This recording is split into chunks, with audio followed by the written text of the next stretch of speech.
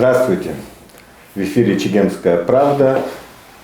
Непростая неделя сложилась у нас на этой неделе. Очень тревожное ощущение и такое некое ощущение дежавю, в котором мы оказались и которое уже раз за разом повторяется. Митинги, перерастающие в осаду президентского дворца, слава богу, нынче опять пронесло. И тем не менее, о этой ситуации, о углубляющемся политическом кризисе и о том, возможен ли выход из этого порочного тупика, мы сегодня поговорим. И сегодня в гостях у нас депутат первого парламента, того золотого самого парламента, Давид Пилия, и наш постоянный эксперт Астамур Таня, и я, Инал Хашиг, и будем сегодня говорить, конечно, об этом. Меня прежде всего, наверное, интересует вот в нынешней ситуации, насколько возможно избежать вот этого сценария. Я все-таки вот к Давиду обращусь. Все-таки он был депутатом первого парламента, и тогда мы, вроде бы, абхазцы были единый народ. Да, там мы все-таки стремились к независимости, у нас были определенные цели. А вот в условиях, нынешних условиях абхазской государственности, когда мы, абхазы, поглощены разрешением внутренних проблем, есть ли у нас какая-то идея, которая бы нас объединила, которая бы можно было бы продуктивно служила бы развитию государства, а не вот так, чтобы мы все время в одном и том же месте топтались? Ну, я начну с того, что тогдашнее наше население, наши граждане, и сегодня они немного отличаются. Они отличаются по многим вопросам. Тогда перед нами, если речь идет о 90-х годах, да, вот предвоенные годы, наше общество чувствовало большую опасность. Вот, и консолидация всех сил в стране была очень важным фактором для того, чтобы отстоять, скажем, свою правду, отстоять свою страну. Ну и люди ко всему этому подходили с большой ответственностью. Я вспоминаю тот актив, который у нас тогда был и на уровне республики, и на уровне городов и районов. Это были люди одержимые, люди, у которых была одна идея. Абхазия должна выстоять, Абхазия должна быть свободной. И, конечно, вот этот фактор объединял все здоровые силы не только, скажем, нашего этноса, но ведь к нам пришли еще и представители других этносов. Это и армяне, и русские, даже многие грузины, они сотрудничали с нами и активно с нами работали. Вот такое время было тогда. Сегодня мы разделены. А что нас разделило? Что явился главным фактором разделения нашего общества? Это, конечно, разный материальный уровень наших граждан. Да? Конечно, капитал, он делает свое дело. Капитал не может быть фактором объединения граждан. Капитал, как правильно, он разрушает. И вот именно на разрушение делаются большие деньги. И мы, к сожалению, не смогли это преодолеть, и сегодня на себе очень сильно ощущаем. Между людьми, у которых достаточно, скажем, материальный уровень, и людьми, которые очень и очень нуждаются, очень большая разница. Я бы сказал, даже пропасть. Вы знаете, когда представитель нашего этноса, он, скажем, полуголодный, он может потерпеть. Но когда его дети, его внуки могут быть голодными, он, конечно, этого не потерпит. Рано или поздно палку возьмет в руки. Дай Бог, чтобы только палку взял. Так что ситуация, в которой мы сегодня живем, конечно, говорит о справедливости, о социальной справедливости в нашем обществе не приходится. Вы знаете, если нашему гражданину сказать, знаешь, тебе надо потерпеть полгода, год, да, затяни ремни членов семьи и так далее, через какое-то время будет улучшение, да, но он должен быть уверен в том, что там наверху государственные деньги или общенациональные деньги никто не тронет. Если он в этом будет убежден, он потерпит. Он потерпит и полгода, он, может быть, даже и год потерпит. Но если у него такой уверенности нет, конечно, он терпеть этого не будет. Он, конечно, постарается свой голос, значит, вынести куда-то на публику, на площадь, там, на улицу и так далее, и так далее. Но где выход все-таки? Мы раз за разом видим одну и ту же картину. И в 2020 году, и в 2014 году, и в 2004 году народ в основной массе жил тоже небогато. И тем не менее, как бы этот сценарий раз за разом повторяется, и нет никаких гарантий, что он не будет повторяться вновь и вновь. Ну, если уж заглядывать в корень и смотреть на ситуацию в наше время, надо, наверное, все-таки посмотреть на нашу элиту. Да? Вот наша элита, насколько она сегодня работает, скажем, в интересах нашего общества, насколько они понимают друг друга, насколько они одержимы в решении тех или иных проблем. Вот я вижу, элита же, она давно раскололась. А что их раскололо? Почему сегодня нет взаимопонимания между парламентом и администрацией президента? Почему нет взаимопонимания между парламентом и правительством? Почему они раскололись? Люди, конечно, строят догадки. Надо понимать, что деньги, личные интересы... Я раскола не увидел, если честно. Да, но вы знаете, как вот в каких-то вопросах они четко видны, а в каких-то вопросах все-таки есть согласованные действия. Это видно, это видно. Но в целом говорит о том, что наша элита, она достаточно дружна, она достаточно крепка, не приходится. Если бы элита была бы сегодня более монолитные, более понятные, они бы, конечно, общий язык с обществом бы нашли, и люди бы с пониманием бы отнеслись к такой элите. И еще раз деньги, еще раз капитал, она, конечно, уж проходит по самым-самым таким местам и разрушает наше единство. Хорошо, Астамур, я все-таки перейду к тебе. Ну вот, все-таки удалось избежать более такого драматичного сценария. Вроде бы некое благоразумие взяло над сторонами, и они сели за стол переговоров. Я услышал, по крайней мере, там, что оппозиция выдвигала какие-то требования, то есть это вот Адгур Артынбек говорил на площади и говорит, что Аслан Джани в принципе не сказал нет, и он сказал, что какие-то вопросы в принципе обсуждают, вполне возможно обсудить. Насколько, по твоему мнению, вот достаточно необычное, длинное был этот список, там были разные вещи, там разработать механизм по импичменту президента, потом заморозить все вопросы, связанные с энергетикой, потом также отложить парламентские выборы на один год и принять там, перейти на смешанную систему выборов, а также ликвидация поста премьер-министра и так далее. То есть такая слишком сборная солянка, которую сложно, мне кажется, так быстренько это все осуществить, но тем не менее, со слов, опять же, Адгура Артынбека, президент сказал, что в принципе эти вещи можно обсуждать.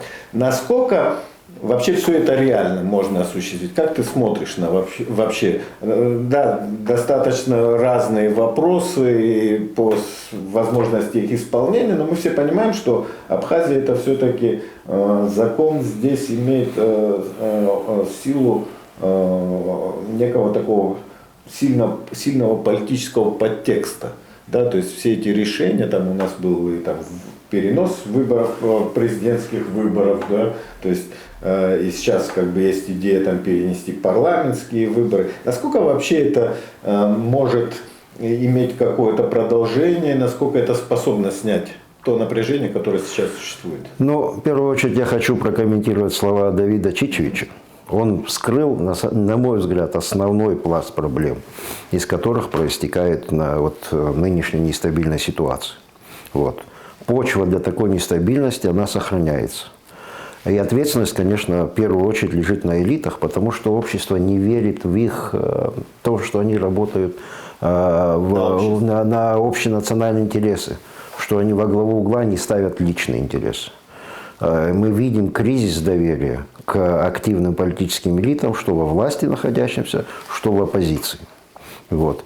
Это их серьезная проблема, потому что доверие к самим себе они могут укрепить, в том числе и проведя чистки рядов, в том числе и заявив какой-то план действий, которые люди воспримут как то, что это люди заботятся, что вот эти политики заботятся об их интересах. И для этого они стремятся во власть или стремятся сохранить эту власть.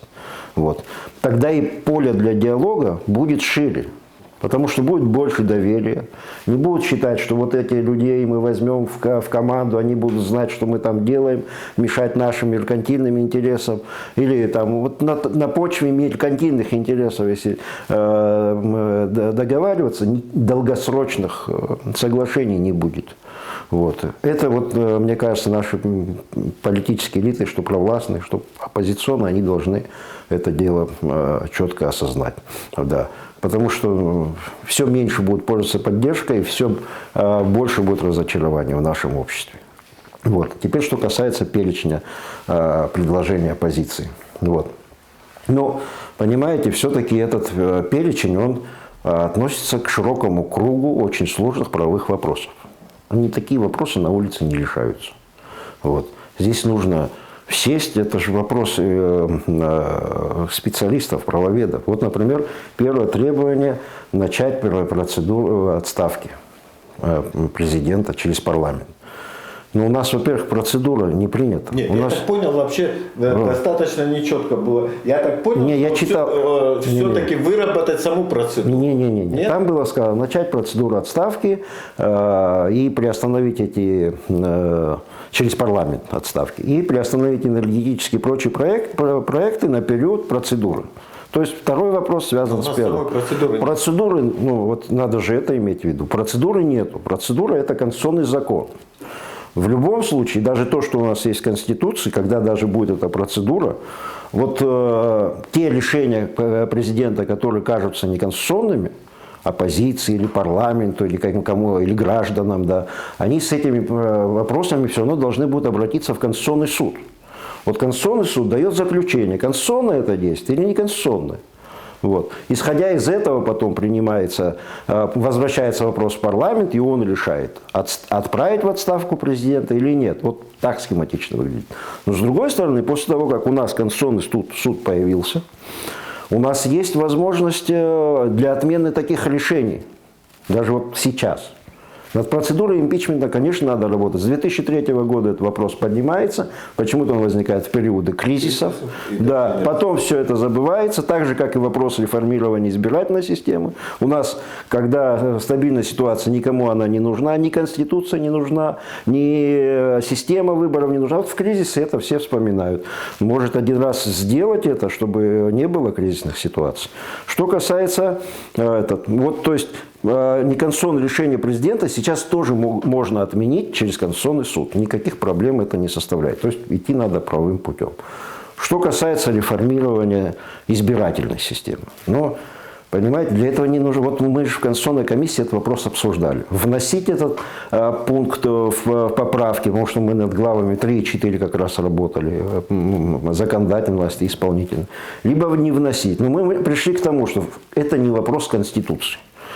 Этот вопрос гораздо проще изменить, потому что это вопрос избирательного законодательства, то есть конституционного закона. Это парламент хоть сейчас может поменять. Да. То есть не надо это ждать конституционной реформы, чтобы эту реформу провести. Смешанная система необходима, потому что она тоже это не как лекарство от головной боли, принял, и все, у нас сразу все цивилизованный парламент стал. Это лекарство пролонгированного действия. Вот сейчас примешь, может, через состав будет то, что ты хочешь. Потому что партии, они должны заработать. Это же не электричество ты включил. Это партии, это люди. Но это необходимо сделать, потому что у нас, вот сейчас смотришь, что партия, что общественная организация, у них между ними разницы нету. Партию зачем тогда люди будут содержать партию, в которой 1000 человек? отделения региональные. Если можно создать общественную организацию, куда 15-20 человек включишь, и делать от его имени заявление, да, ну, это надо менять. Набирать политический капитал. Вот. Да, теперь, что касается двух других требований. Это отмена поста премьер-министра и назначение членов правительства через парламент. Ну, наша Конституционная комиссия разработала проект именно в этом духе. И президент на нашем заседании последнем его одобрил. То есть, зачем требовать то, что и так согласен? Ну, дальше не пошло. Да, дальше не пошло. Может быть, ускорить хотят, возможно. Это я не учел. Но тут тоже надо понимать. Вот поправки как можно принять? Либо президент на референдум выносит, это вопрос. Либо это быстрее тогда получается, но и выше. Нет, он сам может вынести, потому что у него есть это право. Это быстрее получится принятие этих поправок. Либо через парламент. Но здесь все равно процедура внесения поправок потребует минимум полгода. Вот. Если их принять, на второй день они тоже не будут работать. Нужен механизм вступления их в силу. Потому что ты, когда отменяешь кабинет министров и меняешь форму, вообще архитектуру власти, ну ты же нужно поменять все законы. У нас целый пакет, блок законов, где упоминается... Президента выбирал по одним рамкам, да. с одними полномочиями. Ну, в любом... Но у нас нет такого даже юридического аппарата, чтобы они это сделали за 2 дня. Это колоссальный труд. Поэтому эти поправки, скорее всего, целесообразно, чтобы вступали в силу уже после выборов следующих, президентских. Вот. Что касается переноса парламентских выборов. Ну, я сегодня уже этот вопрос комментировал, но по Конституции у нас не предусмотрено увеличение сроков парламента и президента. Но с другой стороны, у нас... уже был прецедент, кстати говоря, по парламенту. Вот я хочу о нем сказать. У нас был такой прецедент. Тогда это был 2001 год, я хочу напомнить. События. Связано было с боевыми действиями в Кадорском ущелье. И тогда просто у нас на октябрь должны были пройти в октябре выборы. У нас происходили эти события и перенесли на март. Поэтому у нас сейчас выборы проходят с тех пор в марте. Вот вы посмотрите, да. Но тогда тоже понимали, что наши юристы говорили, я помню, что ну не совсем это чисто с юридической точки зрения, но сослались на то, что ну, такие обстоятельства, непреодолимой силы, режим ЧП, военная ситуация перенесли на полгода. Вот. Но, то есть, понимаете, с точки зрения закона, у нас уже сложилась, к сожалению, практика, когда у нас принимаются законы, так называемые законы чрезвычайных обстоятельств. Не вполне юридически чистые. Эти законы принимались и под давлением действующей власти, и под давлением действующей оппозиции. То есть они все имеют к формированию такого экстраординарного законодательства, которое на самом деле противоречит действующей Конституции. Но если, благодаря этим законам мы избегали пару раз очень сложных. Ну вот выборы 2004 года, это да, тоже вот. мы это... Поэтому, я не знаю, я думаю, конечно, необходим диалог. Вот то, что оппозиция предложила, набор правовых вопросов. Мне кажется, там есть предмет, который можно спокойно обсудить. Да, и на этой основе, может быть, снять вот эту текущую напряженность. Вот, что я хотел бы сказать. Обязательно нужно это дело продолжать. Разговор друг с другом. Вы как опытный человек, все-таки там несколько дней прошло, и власть отстояла свои позиции, да, и оппозиция, считается, по крайней мере, не добилась там своей цели, если она там ставила цель там, сменить там, президента, я не знаю, там, по крайней мере, некоторые считают, что именно такая цель была, другие считают, что это спонтанное что-то произошло и так далее. Но тем не менее, вот уже несколько дней прошло, и я смотрю там, допустим, абхазское телевидение, у меня такое ощущение, что абхазское телевидение это все-таки некий рупор власти, и такое ощущение, что все-таки вот власть тихо-тихо приходит в себя и уже ощущает неким победителем. И у меня такое боязненное отношение, насколько вообще она сейчас способна все-таки реально вести диалог с оппозицией.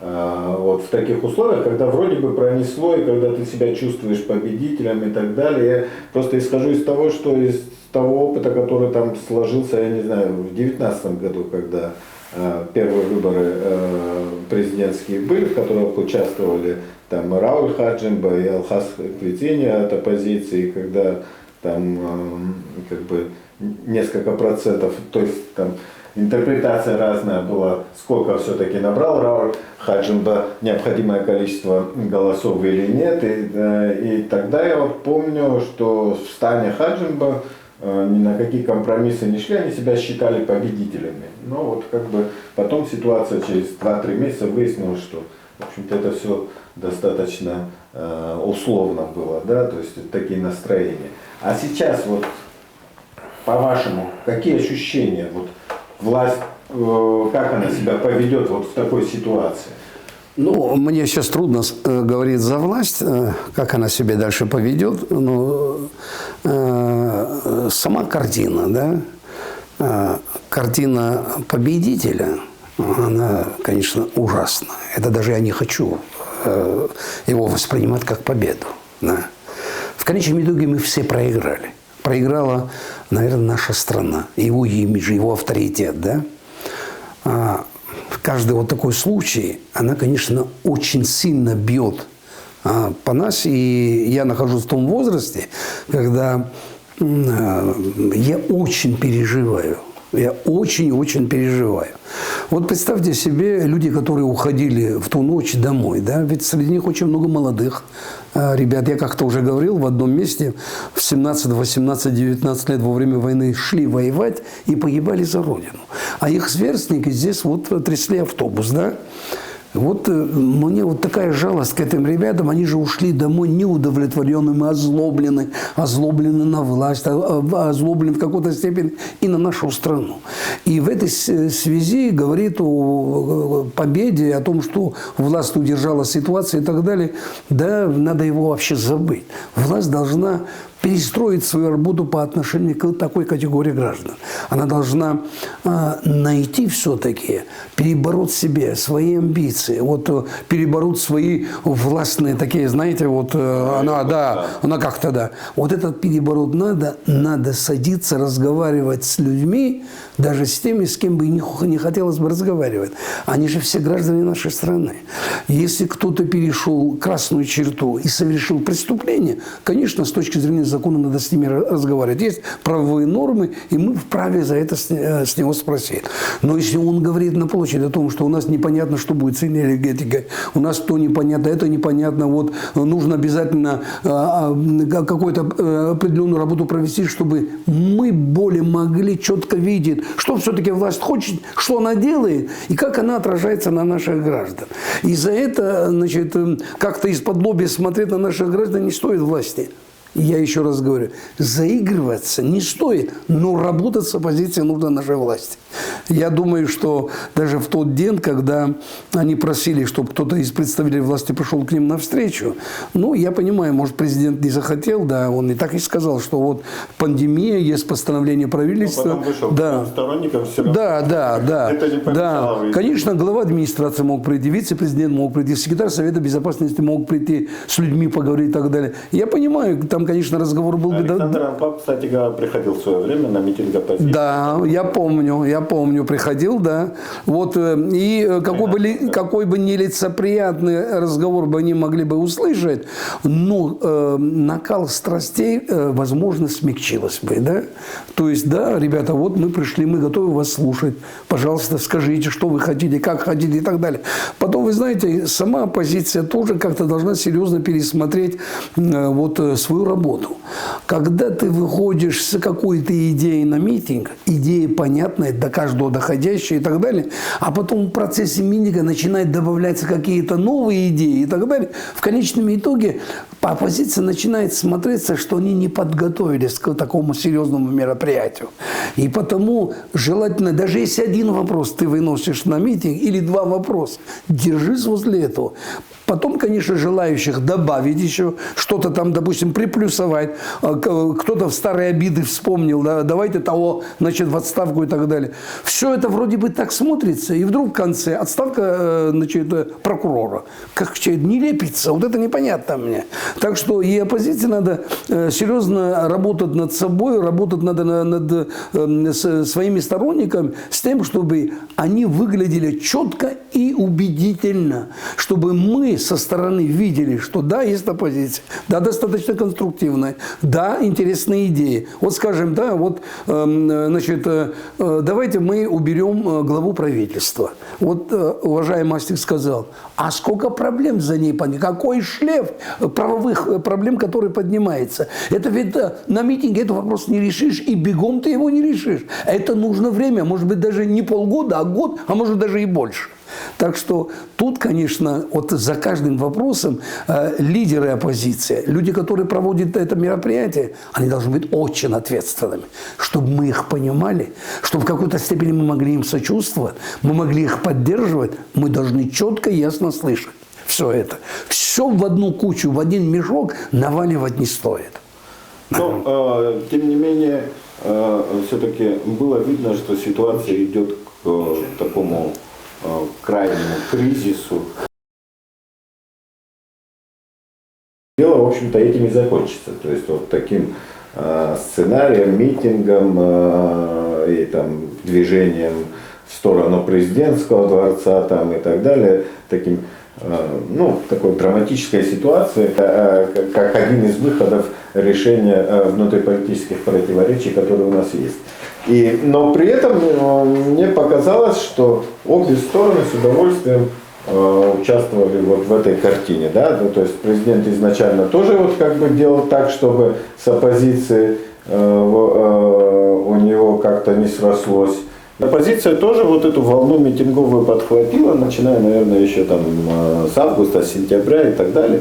То есть видно было, что как бы стороны нагревают как бы себя друг друга. Ну да, это видно было, конечно. Но мне не показало ли вам все-таки 2 года президентской власти Аслана Абжания, да, и реформы, к сожалению, от тех, которых говорил Аслан Абжания в период своей предвыборной кампании, они как-то даже не забуксовали, они просто не пошли. То есть их нет, этих реформ в реальности, да, нет никаких реформ. С другой стороны, оппозиция критикует, но при этом тоже ничего толком не предлагает. И вот это, наверное, мне кажется, вот это, наверное, и есть кризис.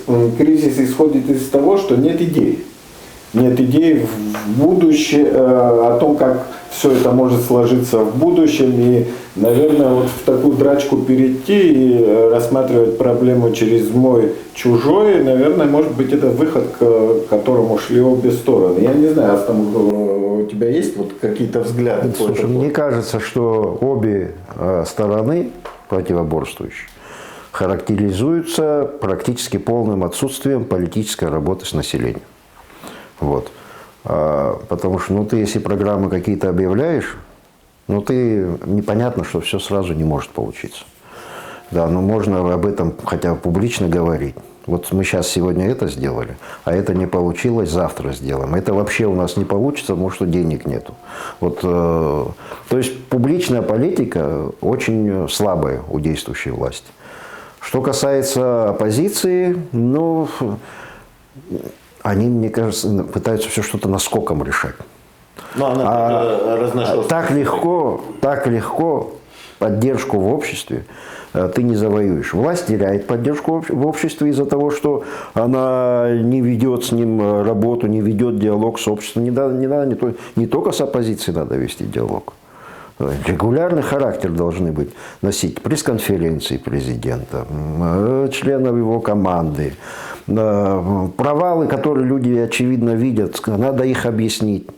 Да, то есть, да, получается, что власть теряет поддержку общества, а оппозиция думает, что она этим воспользуется, можно не работать с обществом, и она тоже не пользуется поддержкой общества. Это очень большая, сложная. Наш народ через такие вещи прошел, он уже столько наслушался. Через такие потрясения после войны прошли, кризисы и все прочее. Но они очень скептически, большинство людей очень скептически настроены и нашей политической элиты. Вот, к сожалению, у нас вот после этого знаменитого нашего золотого парламента и социально-экономические условия изменились, как совершенно справедливо Давид Чичевич сказал. И элиты часто были не на высоте, и это подрывает доверие обществу. С ним надо работать, объяснять, что ты хочешь сделать. А так просто завтра мы придем, будет хорошо, но это же никто сейчас уже в это не верит. То есть надо, наконец, и власти, и оппозиции все-таки общаться больше с адресатом своей политики. Иначе это будет просто в силу того, что у нас экономическая ситуация плохая, поддержки нету ни у тех, у них им очень трудно проводить реформы в этой связи. А реформы – это вещь очень непопулярная. Надо тоже смелость иметь на это. Конечно. Да, без поддержки общества какие ты реформы проведешь? Они тебя на первой же реформе и срубят. Вот, понимаешь? Поэтому, исходя вот с этих обстоятельств, они, конечно, больше должны уделить внимание обществу. И экономические вопросы – это основа. У нас большие проблемы, потому что сейчас идет процесс первоначального накопления капитала. Мы же не уникальное общество. Мне кажется, он завершается. Нет, он какого-то предела достиг. Да. Сейчас это развивается дальше. Вот. Это сопровождается кризисами. Будет происходить разрыв вот этот, о котором Давид Чичевич говорил. И нужно подумать, как вот человек, у которого нету никаких активов, как он в этой стране может выживать. А может, государство подумало бы, как ему эти минимальные возможности создать для его роста экономического, для благосостояния его семьи. Вот эти вещи, когда они вместе, может, проработают, оппозиция, и власть, вот тогда у них и не будет этих кризисов, потрясений. Иначе мы обречены все время в этом жить. А может, вообще тогда будем обречены, если мы с этим делом не закончим. Давид, у меня... Можно добавить по этому тему? Я потом еще вопрос задам. Вы вот в течение скоро будет 2 года, мы, в принципе, ни одну идею от правительства, от администрации президента не услышали относительно социально-экономического развития нашей страны в будущем. Да? Какая-то идея. Скажем, мы говорим, да, вот туризм, мы будем строить, значит, там большие турбазы, там гостиницы и так далее, 4-5-звездочные инвестиции и так далее, и так далее. Это общие разговоры. Это разговоры, к которым, вы знаете, наш крестьянин так, вот говорят они, для него это не совсем близко, не близко к сердцу. Но если бы мы еще говорили о том, что да, мы будем строить гостиницы, да, там будут отдыхать тысячами людей, но их надо кормить. А кормить должны мы с вами должны их кормить. И потому мы готовим специальную программу для села, для каждого села подель, для каждого района. Да? Не из Ростова и из Краснодара мы будем продукты возить, они будут формироваться здесь на месте. И вы, дорогие крестьяне, заработаете на этом. Вы будете жить гораздо лучше, чем живет. У вас будет работа, у вас будут какие-то копейки. Вы можете себе представить, вот семья в течение года практически мало что не заработали. А женщины в этой семье, она глава семьи в какой-то степени, да, вот как женщина, естественно, она хранитель очага. Она же должна одеть мужа, она должна сама одеться, детей одеть на 1 сентября и так далее, и так далее. Что-то купить, какую-то утварь, кухонную и так далее. А у нее нет ничего. Чем это сделать? Это же беда. Вот с моими единомышленниками мы в течение 4 месяцев побывали более чем в 100 селах селах Абхазии. Это, естественно, и абхазские села, это и Гальский район. Мы во всех селах Гали побывали, значит, побывали в армянских селах и так далее. Я же вижу, что говорят люди. Люди очень устали.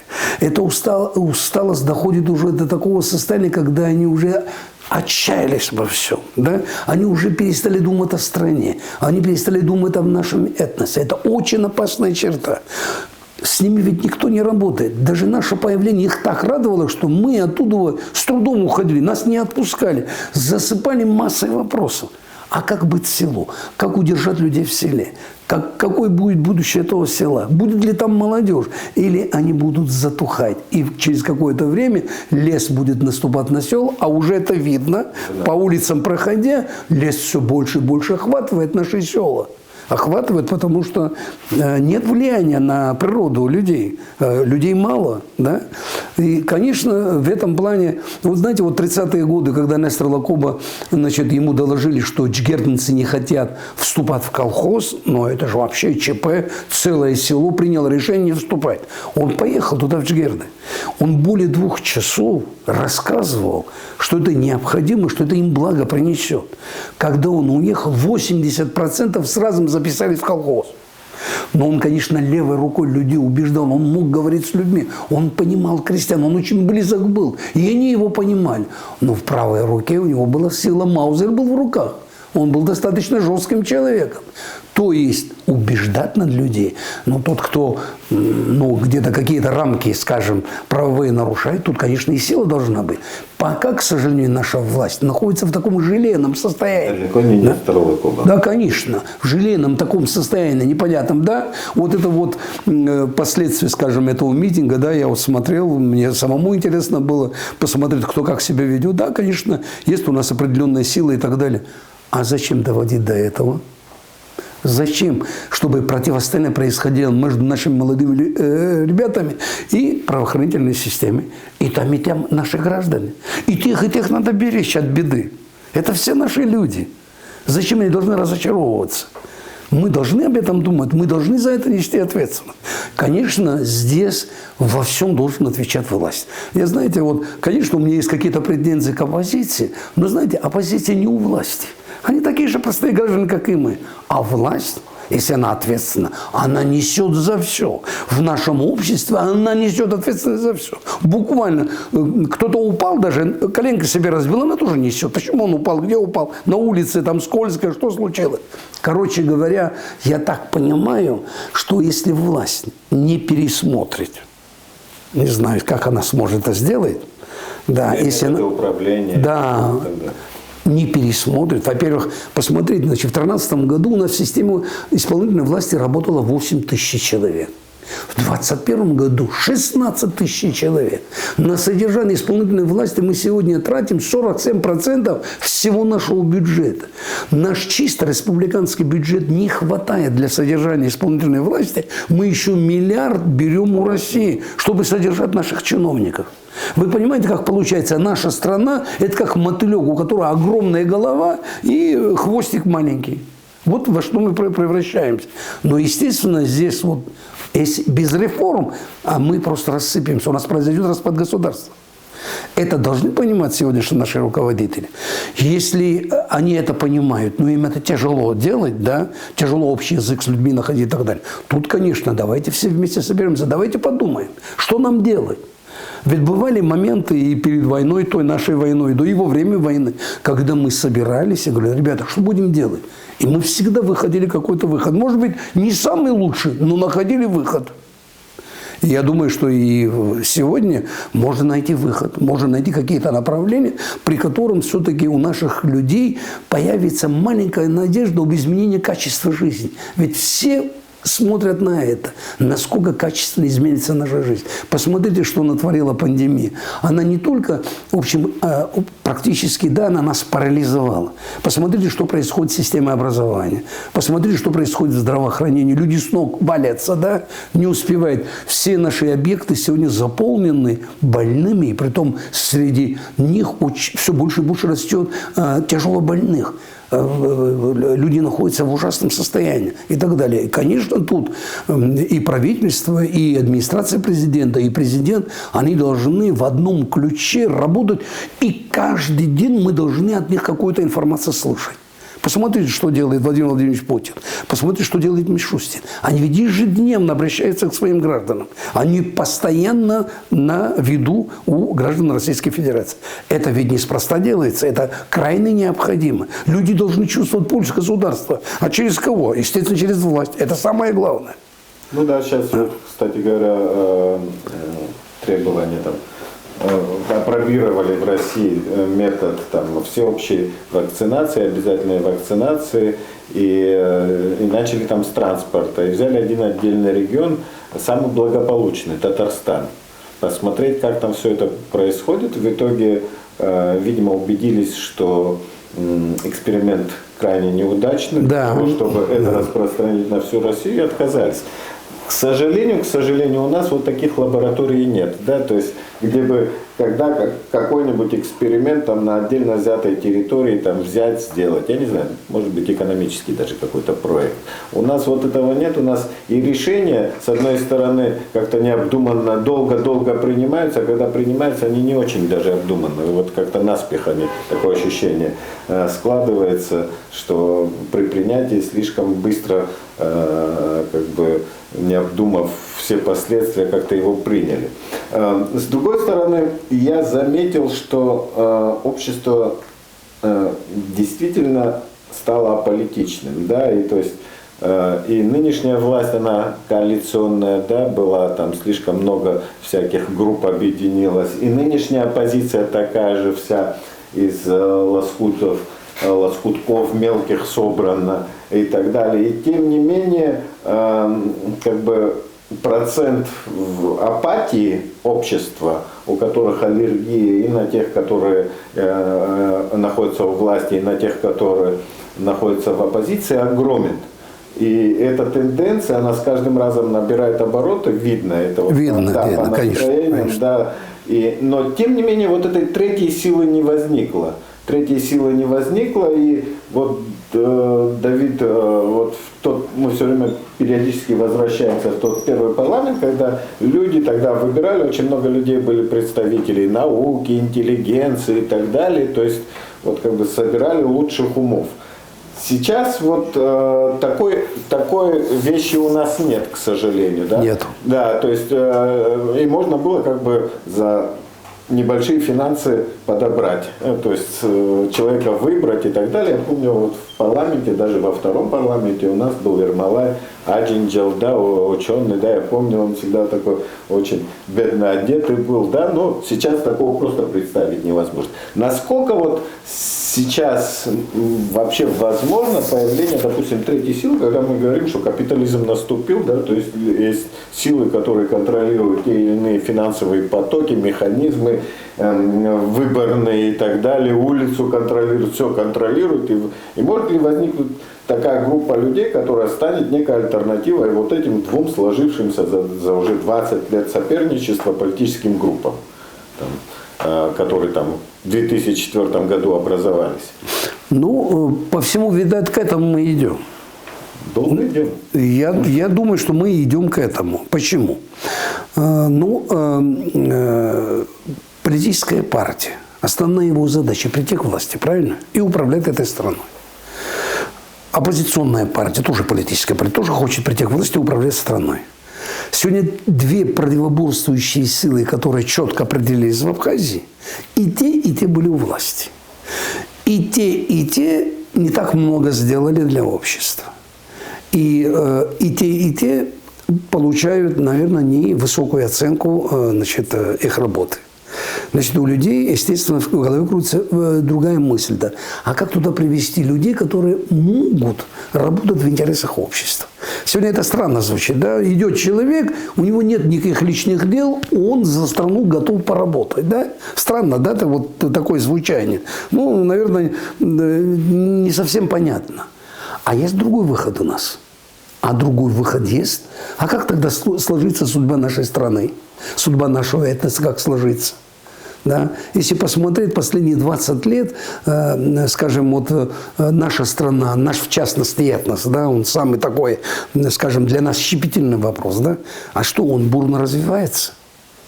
А что, наш этнос начинает качественно сильно меняться? Нет, нет. Не сильно качественно меняется, а наоборот качественно ухудшение идет. Ну, да, есть определенная степень деградации. Конечно, идет деградация. Когда мог себе мужчина-абхазец позволить, чтобы он руку поднял на женщину, если даже на корреспондента ГТРК? Это вообще как можно себе представить? Как можно себе представить, чтобы наш гражданин убил кого-то, там еще гранатой забросал, сжег человека на площади и так далее? А это же происходит. И мы потихонечку к этому привыкаем. Но не все к этому привыкают. Не все. У многих уже есть такой запрос в обществе. Нужны изменения, нужны серьезные изменения. Для серьезных реформ, для серьезных изменений нужны новые люди. Люди, которые одержимы идеей будущей Абхазии. Вот где их искать? Я не думаю, чтобы их не было в нашем обществе. Они и есть. Может быть, есть и молодые люди, там, среднего возраста, чуть постарше и так далее. Но они есть. Но какой механизм мы должны разработать с вами, чтобы их туда привести, к власти как привести? Ну, вот вы помните, 91 год, когда шел формирование первого парламента, да? Я участвовал, значит, в этой кампании. И я уверяю вас, ни один кандидат в депутаты не говорил: меня изберите. Это было стыдно. У абхазов это вообще воспринимается отрицательно. Но когда собираются люди, говорят: ты нам нужен, дорогой мой. Ты должен поработать на страну. Ты должен на село поработать. Ты должен на район поработать. Ты в парламенте можешь много полезного сделать и так далее. Конечно, он из-за уважения к людям, которые ему это предложили, скажет: а может быть, не совсем, вы, может, ошибаетесь, я, может, еще не подхожу для этого и так далее. Но если, значит, его убедят и так далее, это уже неплохое начало. Правда, сегодня это звучит как-то архаично. Да? Я вообще плохо себе это представляю. Но все равно мы же должны с вами со всеми договориться, если общество способно собираться и договариваться за столом, а не на улице, да, у него есть перспектива. У него есть перспектива. Значит, давайте так, вот соберемся и скажем, какие люди нам в парламенте нужны. Их должно быть 35 человек. Кто там должен быть, скажем, там, педагог, врач, там, инженер, еще и так далее, и так далее. Я так это образно говорю, да? Вот такие люди нам нужны. Что, во всей Абхазии мы не найдем 35 человек, нормальных людей? Не найдем мы? Не, найти найдем, но насколько а как привести? Мы их можем избирать. Да, а как их привести к власти? Давайте подумаем, как это сделать. Сегодня при той системе, которая уже укоренилась, и мы уже через него прошли, кстати, отработан он великолепно отшлифован, с улицы прямая дорога в парламент. Никаких фильтров, никаких барьеров нет. Любой человек скажет: я хочу, команду набрал, деньги есть у него, и он придет. Согухшоп, да, мол, ты наш. Да. И вот мы опять собрали такой парламент, абсолютно неуправляемый, где нет никакой идеи, есть единственная идея – заработать самому. Значит, если я купил голос, я заплатил за это, все, я ничем тебе не обязан, дорогой мой. Ты свои деньги получил, я пошел дальше отрабатывать свои деньги, которые я израсходовал на эту кампанию. Конечно, этот процесс, она разрушает нашу страну, она разрушает наши души, она разрушает все святое, что у нас было когда-то. Значит, надо остановиться, надо это перебороть. А времени мало, до 12 марта осталось очень мало.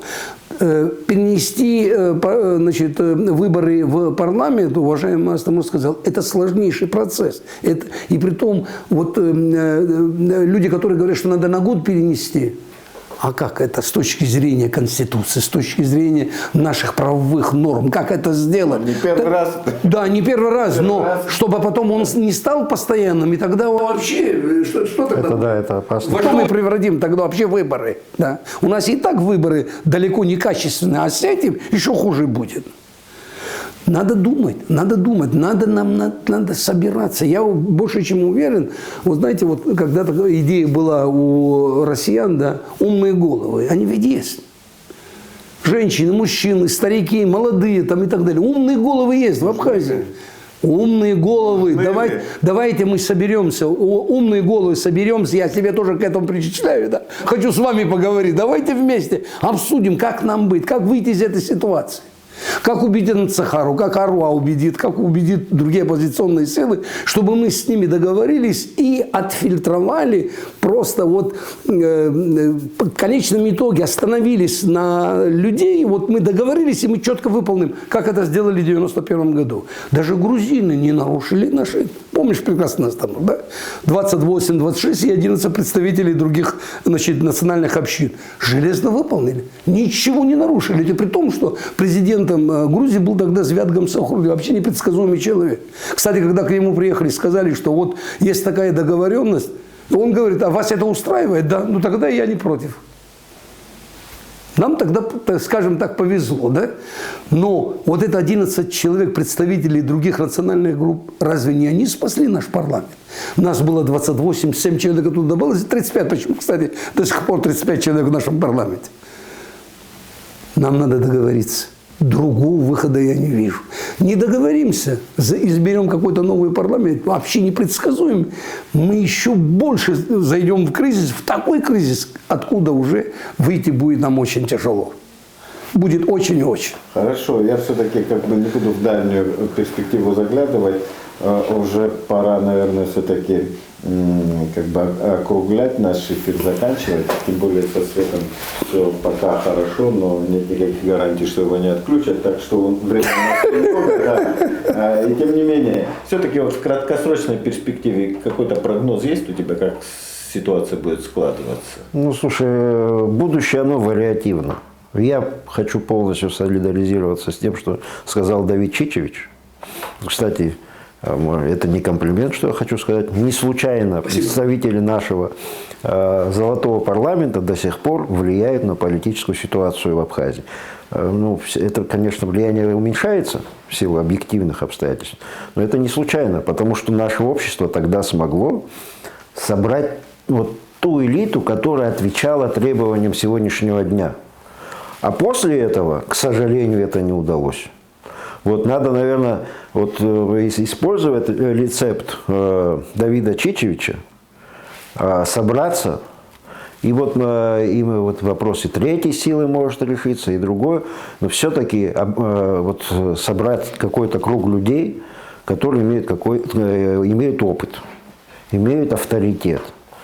Может быть, они сейчас в стороне от каких-то процессов находятся политических. Собрать их, я думаю, что они смогут оказать влияние и на ускорение процесса реформ.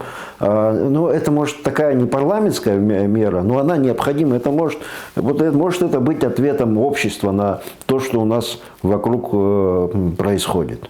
Вот. Я думаю, что мы по этому пути должны пойти и диалогу в обществе придать не характер диалога власти и оппозиции, а диалога их друг с другом и их диалога с обществом. И они требования не друг к другу должны предъявлять, а выслушать требования со стороны общества. Я думаю, я надеюсь, что Давид Чичевич, его коллеги, они сыграют свою важную роль в том, чтобы какой-то такой механизм выработать. И все-таки, наверное, самое главное, что мы все-таки говорили не о прошлом, а о том, кто хуже правил и так далее, а говорить о будущем. Кто хуже, да? Говорить о будущем нашего, и то, что будет через год, и через 2, и через 3. И тут мне режиссер наш Валерий Кураско подсказывает, что время ограничено. Я все-таки прощаюсь с вами. Сегодня мы говорили о времени, в котором мы стоим, о регулярном, о таком хроническом политическом кризисе, который заканчивается у стен президентского дворца в очередной раз. Да, и мы искали пути выхода, и, по крайней мере, размышляли. Да. Сегодня в гостях у нас были Давид Пилия и наш постоянный эксперт Астамур Таня. И я на этом с вами прощаюсь. С вами был Инал Хашик. До свидания. До свидания. Камера бы выключилась. Нет, у нас здесь...